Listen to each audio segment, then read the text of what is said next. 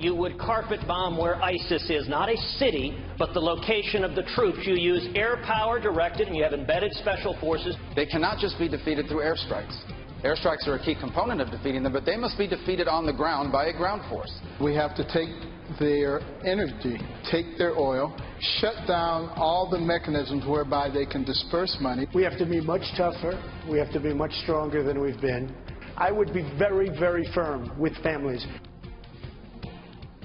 The presidential candidates explaining how they would take on terror, but whose plan is the most realistic? Here now to weigh in, Lieutenant Colonel Tony Shaffer, Senior Fellow for the London Center for Policy Research. Good morning. Thanks for joining us. Thank you. Okay, I'm going to start with this. You say that nobody was able to emerge as Reagan and speak with confidence and clarity. Why? Right. Well, I think first thing you have to do in a situation like this where we're talking about global issues, global threats, is begin with a vision, with a strategy that actually incorporates the end in mind. What do you wish to accomplish? Always begin with the end in mind. So, Anna, no one there really articulated, okay, we defeat ISIS, then what? So I think what was lacking here is a Reagan-esque vision of how he would go about trying to defeat the enemy. Let's remember, when Reagan came in, he set up a strategy to defeat the Soviet Union, which worked very well. So none of the candidates rose to that level as far as I could tell in anything they said. I want our viewers to see a chart that our producers have put together where some of the candidates stand on some of the top issues raised last night. And if you look at this, expanding the air war, of course, everybody is on board for that one. Were they effective at beating up on President Obama on this and not beating up on each other? And did any of them emerge as the most presidential, setting themselves up against the Democrat, Hillary Clinton, potentially?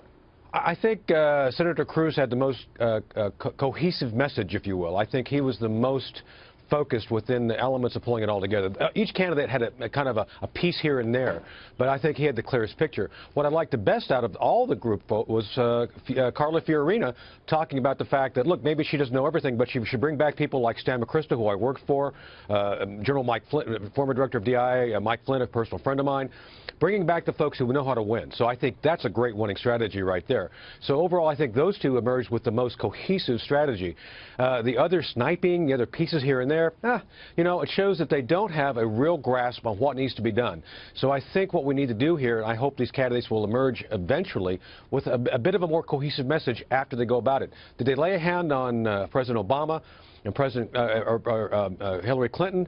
Look, President Obama has gotten us to into the train wreck we're in now, so I think anything they're doing would be better, a step up.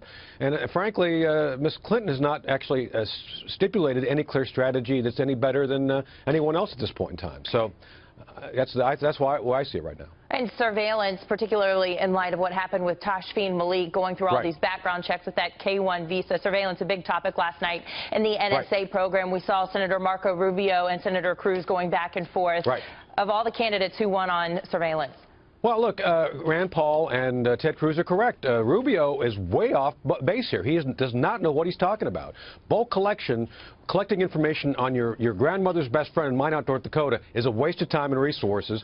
And again, I agree with Carla Fiorina. Getting the right algorithm to search through it is the best thing to do. We need to get better, but we don't need everything. We need what we need to get the terrorists. So. All right, Lieutenant Colonel Tony Shaffer, thank you so much for weighing in. Thank you.